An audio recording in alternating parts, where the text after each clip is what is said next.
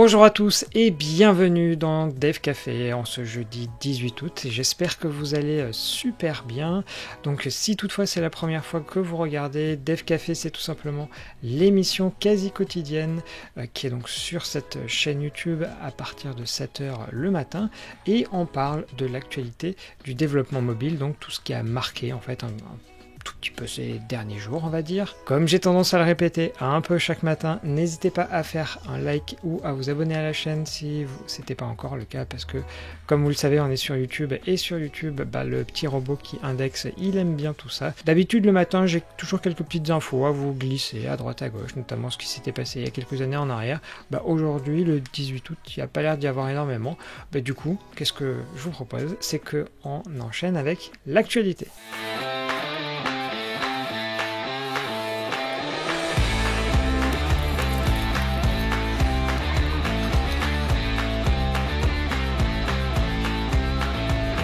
Pour commencer avec les actualités, on va s'intéresser à Kotlin.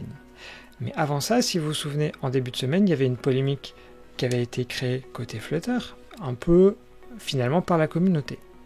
Mais là, en Kotlin, l'avantage, c'est que c'est presque Kotlin eux-mêmes qui était en train, du moins JetBrains plutôt, qui était en train de créer sa propre polémique. Alors bon, je vais vous expliquer tout ça. Il se trouve qu'en Kotlin, à l'heure actuelle, il n'existe pas de mascotte pour le langage. Et donc ce qui s'est passé, c'est que en octobre, ils ont commencé à en créer une, et donc voilà à quoi elle ressemble. Vous la voyez juste ici. Donc elle est plutôt sympathique cette mascotte, et l'idée, c'est qu'il lui manquait un nom à cette fameuse Kotlin, je ne sais pas comment on peut l'appeler. Alors là, qu'est-ce qui s'est passé? Les gens, si vous regardez dans les commentaires, il y a plein de choses ultra positives qui étaient indiquées. Donc je ne vous fais pas toute la liste, mais d'une manière générale, c'était extrêmement positif. Et ils ont un peu fait ça sur différents canaux, YouTube, Reddit, etc., etc. Je vous fais pas la liste, mais j'ai regardé et vraiment quelque chose de positif. Et là, ce qui se trouve, c'est que le 15 août, ils disent « on met tout ça en pause ». Et là, je me dis « mais pourquoi ?» Et en plus, voilà, on est déjà le 18 août et l'info est pas trop sortie rapidement. Moi, je l'ai su qu'hier. En fait, qu'est-ce qu'ils disent? On vous remercie comme d'habitude pour vos retours, mais on a eu quand même pas mal de critiques et des gens qui n'étaient pas d'accord avec cette mascotte. Donc c'est un peu bizarre. Et là, si on lit un peu plus en dessous, ça a été difficile de faire quelque chose que tout le monde aime, notamment sur le fait que ce soit représentatif, des choses comme ça. Et ce qu'ils font, c'est tout simplement, ils se mettent en pause en disant « Ok, on va essayer de prendre en compte tous les retours que vous nous avez faits et on va essayer de l'améliorer. » Donc là, c'est pas annuler, c'est vraiment juste mettre en pause, mais ça semble un tout petit peu bizarre parce que là on se parle quand même juste d'une mascotte où il fallait donner un nom. Visuellement parlant, la mascotte elle a rien de particulier et donc moi je me suis posé la question, mais qu'est-ce qui se passe? C'est quoi cette polémique qui est en train d'être créée alors qu'il n'y en a pas besoin? Et donc comme je vous ai dit, j'ai regardé YouTube, Reddit, Twitter, là les commentaires que vous voyez sur cet article, donc vraiment beaucoup de contenu en général, et dans 95% des cas, il n'y a que du positif. C'est on propose tel ou tel nom, pas de souci. Et donc, pourquoi est-ce que du feedback négatif, mais d'où ça vient? Alors, ce qui se passe, c'est que l'info, comme quoi il y avait cette mascotte qui était annulée ou mise en pause, c'était sur Hacker News que j'ai vu l'info, et en fait, il y a quelqu'un qui émet l'idée que ça pourrait venir du fait que Kotlin, donc la partie Kot veut dire ce que vous voyez ici, mais en tant que tel, c'est pas la mascotte, parce que ça c'est le langage en fait, c'est rien d'autre. Donc ça me paraît bizarre.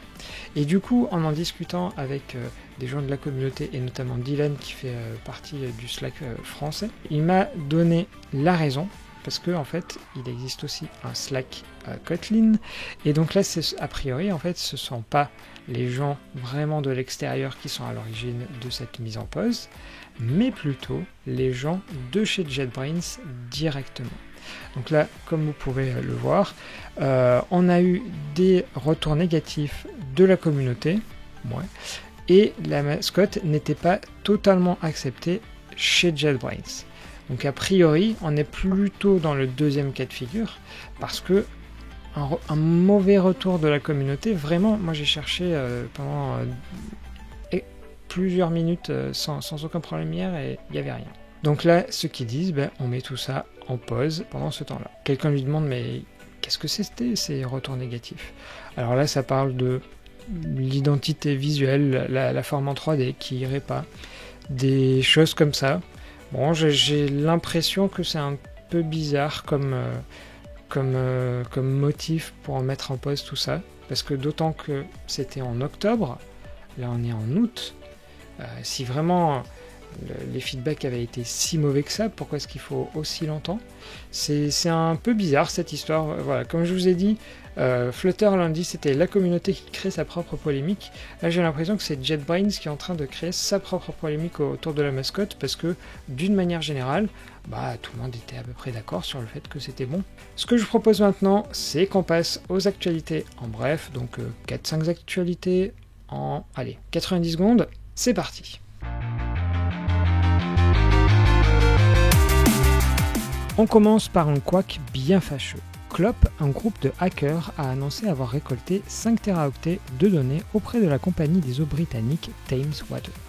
Sauf que cette dernière n'a jamais été attaquée. En revanche, South Staffordshire Water, une autre compagnie britannique bien plus petite, a quant à elle été prise pour cible à la même période. Les hackers auraient-ils loupé leur cible? Telle est la question. On continue avec le sondage qui enfonce des portes ouvertes. Selon un rapport de Clockwise, l'excès de réunions perturbe la concentration des développeurs. On y apprend qu'en moyenne, ils passeraient un tiers de leur temps dans ces réunions. Entre les grandes entreprises et les plus petites, il y aurait même un delta de 2h30 de réunions par semaine. Bref, merci pour cette info. Demain, j'espère ne pas avoir à vous annoncer avoir trouvé un sondage qui affirme que l'eau, ça mouille. Plus sérieusement maintenant, Flutterflow, l'outil no-code dont on parlait hier et qui vient de passer en version 3, lance un hackathon jusqu'à début septembre. Plusieurs milliers de dollars sont à la clé, ce qui devrait vous donner une bonne raison d'essayer leur outil. Côté Android, Android Studio Dolphin, la prochaine version de l'IDE, passe en Release Candidate 1. Elle embarque notamment une toute nouvelle interface pour les logs ou encore un meilleur support du debugging des coroutines. Enfin, pour conclure, une toute petite information, à savoir du côté d'Android 13, les données sauvegardées dans le presse-papier ont une durée de vie d'1 heure. Bon à savoir. On va passer du côté de chez iOS, et malheureusement c'est pas un excellent sujet, c'est même plutôt très inquiétant. Alors je vais essayer de tout vous réexpliquer pour que vous compreniez bien ce qui se passe. Donc en 2020, il y a ProtonVPN qui a publié un article qui dit que sur iOS, il y a des vulnérabilités autour des VPN. Alors bon, je pense qu'on est sur YouTube, vous expliquez ce que c'est un VPN, je pense que vous connaissez NordVPN, un truc comme ça. Il se trouve que donc l'idée d'un VPN, c'est que tout le trafic d'un téléphone ou d'un ordinateur passe au travers. Et ce qu'ils ont réussi à trouver, c'est tout simplement que justement tout le trafic ne passait pas à l'intérieur. Alors, très précisément, ils expliquent un peu mieux qu'est-ce qui se passe. Donc eux, à l'époque, on était sur iOS 13, parce qu'on était en 2020, et donc toutes les connexions ne sont pas fermées quand le VPN est ouvert. Donc qu'est-ce qui se passe? Le VPN est d'un côté, les nouvelles connexions passent par le VPN, mais les anciennes, elles sont passées en direct, donc ça continue à passer en direct. Et un exemple qui est donné, c'était notamment le service de push d'Apple. Qu'est-ce que ProtonVPN fait? Tout simplement, il contacte Apple, mais vous savez, quand les sociétés ne réagissent pas au bout de 90 jours pour des problèmes de sécurité, on a le droit en fait de publier l'information comme quoi il y a des failles et que il faut que tout le monde le sache. Donc là, cet article il est publié en mars 2020. Et vous allez voir que la dernière update date d'octobre, parce que en fait, entre mars et octobre, Apple, grosso modo, fait la sourde oreille. Vous voyez, en septembre, il y a iOS 13.7 qui sort, c'est toujours le cas. Et en octobre 2020, ce qui se dit, c'est qu'il existe maintenant une fonctionnalité de kill switch qui, en fait, permet de forcer toutes les connexions à être coupées et donc à bien repasser comme il faut. Et donc à l'époque, ce que ProtonVPN dit, c'est du coup, nous, on va l'implémenter. Et donc, bon ça, on est en fin 2020, et il se passe du temps parce que, bien, il y a un nouvel article qui est publié d'un chercheur, et c'est cette année, en 2020, et il fait ça vers le mois de mai. Et il se dit, tiens, moi j'ai envie de tester si le VPN sur un iPad, est-ce que ça marche ou est-ce que ça marche pas. Donc là, voilà, c'était les versions 13 et 14, et il se dit, tiens, on est sur iOS 15 à l'heure actuelle, est-ce que c'est toujours le cas? Et ce qu'il précise, c'est que, en fait, c'est quand même bizarre, ProtonVPN, ils n'ont pas donné plus d'infos depuis. Bon, on va aller vérifier par nous-mêmes. Et donc, ce qu'il explique dans cet article, donc vraiment, je vous incite à aller le lire, mais je ne peux pas vous le résumer, parce qu'en fait, il a eu une approche historique. Donc, en fait, il dit, étape 1, j'ai fait ça, étape 2, étape 3. Donc, voilà, je vais vraiment vous l'expliquer, mais très très rapidement, parce que sinon, ce serait beaucoup trop embêtant pour vous. Et donc, lui, pour vous la faire simple, ce qu'il vous dit, c'est que il a testé sur un iPad et il s'est connecté sur un routeur sur lequel il était le seul, et tout simplement il a regardé qu'est-ce qui sortait de ce routeur. Et donc qu'est-ce qui se passe? En fait, dès le début, tout a l'air de à peu près bien marcher. En fait, tout a l'air de passer dans le VPN. Mais très rapidement, il voit qu'il y a des trames qui empruntent l'autre chemin. Donc voilà, il explique tout ça, et finalement, ce qu'il dit, on a beau être en 2022, le problème existe toujours, sachant qu'à l'époque, on était sur iOS 15.4.1. Et donc, voilà, il est capable de confirmer ce problème-là. Il enchaîne avec une version 15.5, je vous la fais rapidement, deuxième test, deuxième même résultat. Donc là, ce qu'il lui dit, c'est vraiment étonnant que ça existe depuis aussi longtemps. Mais voilà, rien ne se passe. Il essaye de contacter Apple, ça reste sans réponse. Alors il les a relancés et il y a eu un certain contact avec eux, mais bon, c'est toujours le cas. Et ensuite, ce qu'il dit, c'est finalement dans ProtonVPN, il était question au début d'un kill switch. Lui, ce qu'il regarde, en fait, c'est que, en effet, aujourd'hui, ProtonVPN a bien le kill switch disponible, mais que finalement, malgré tout, il fait ses tests et il y a toujours le problème avec ce kill switch. Donc cette fonctionnalité-là, promise par Apple pour corriger le problème, ça n'a rien changé. Donc là, après, il se dit, il se met à la place d'un utilisateur, il se dit, qu'est-ce que je peux faire? Et pour ça, il se dit, solution simple, je passe en mode avion, toutes les connexions vont s'arrêter, et comme ça, quand je redémarre le VPN, tout va forcément rebasculer dedans. Ce qui paraît normal. Et là, ce qu'il se rend compte, c'est que quand on est en mode avion, en réalité, ça ne coupe pas vraiment ni le Bluetooth, ni le Wi-Fi. Voilà, comme vous pouvez le voir juste ici, c'est carrément écrit dans la doc de chez Apple. Et donc, qu'est-ce qui se passe? Vous avez beau basculer en mode avion, la connexion n'étant pas coupée, vous avez beau activer, désactiver, finalement, on est toujours dans la même situation. Qu'est-ce qui se passe? Donc, le temps passe. Lui, il continue de publier ses articles, mais voilà, Apple en a fait sourde oreille, en fait. Et 15.6 sort le 8 août. Je vous amène direct à la conclusion. C'est toujours pareil. Voilà, vous voyez, on est début août.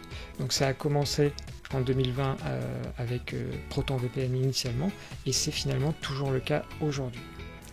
Donc Apple n'a pas l'air de réagir, et c'est quand même très étonnant, sachant qu'ils mettent énormément en avant la vie privée et ces choses-là, alors que voilà, le VPN, ça paraît logique que ce soit en relation avec. Donc à voir ce que ça va donner, sachant que son petit article a été repris, alors je crois que c'était hier, ouais exactement, ça a été repris par Ars Technica, qui est quand même un gros site.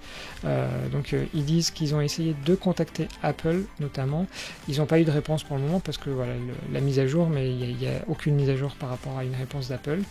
Donc là, j'imagine maintenant que entre un chercheur dans son coin versus Ars Technica, qui est quand même un gros site à l'international, je pense qu'Apple va être obligé de réagir, et d'autant plus que les nouveaux iPhones devraient bientôt être annoncés.